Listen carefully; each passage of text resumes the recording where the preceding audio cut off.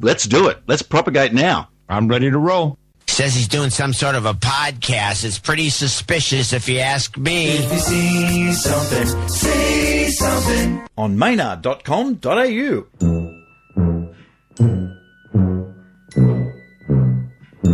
Hey, you!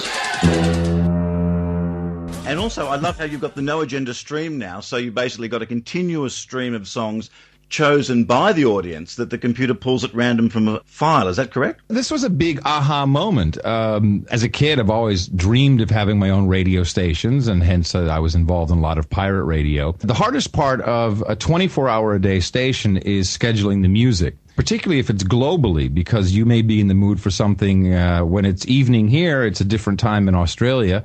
You may not be in the mood for the type of music that is played on the station. It was actually one of our we call them our producers. Listeners are not just listeners; they help produce the show. They started implementing when I couldn't do a show, they would do an open source daily source code. And the way it works is there's this file sharing program called Dropbox. It's very popular. It's very simple. You sign up to the service. You get a little folder on your computer. You can just drop your files in there, and any other computer you have, the files auto-magically show up there. You can also share a folder with someone else. And so we created an open folder, and people can just drop their favorite songs in there. And I've set up some automation. It's all very easy these days to do all this on the computer. And the computer basically just goes in and says, here's something new. Let's play it. And then if it's been played, it doesn't play it for a little while. And eventually, people can pull stuff out, put stuff in. So they're really managing the whole sound of the station. And it's phenomenal because you hear stuff you've never heard before, or different versions and stuff that plays into what's happening in the world. It's a grand experiment that I'm documenting. It's very exciting, and it's pleasant to listen to. And Adam, is there a profile of the average No Agenda listener?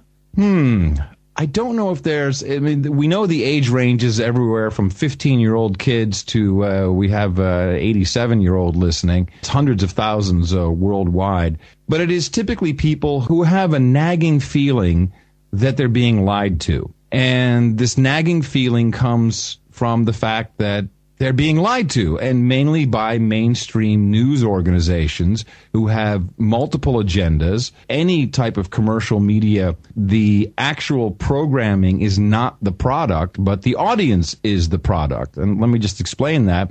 If you're watching a commercial television station, you may think that station is serving you with great programming. What they're really doing, and will do anything to make it happen, witness the birth of reality television, is they are selling you as an audience, as an aggregate, as a demographic to advertisers. That, in today's world of the internet and complete interconnectivity between human beings, it's kind of annoying. And people can't really put their finger on it. They don't always feel what it is, but they know there's a lot of bull crap being passed around. And when you tune into No Agenda, invariably, and we do it twice a week, you're going to hear us discussing a topic, and from our media backgrounds, our experiential backgrounds, our John's background as a journalist, my background as an entertainment person, we're going to lift the veil and say, well, here's really how it works. Maynard.com.au.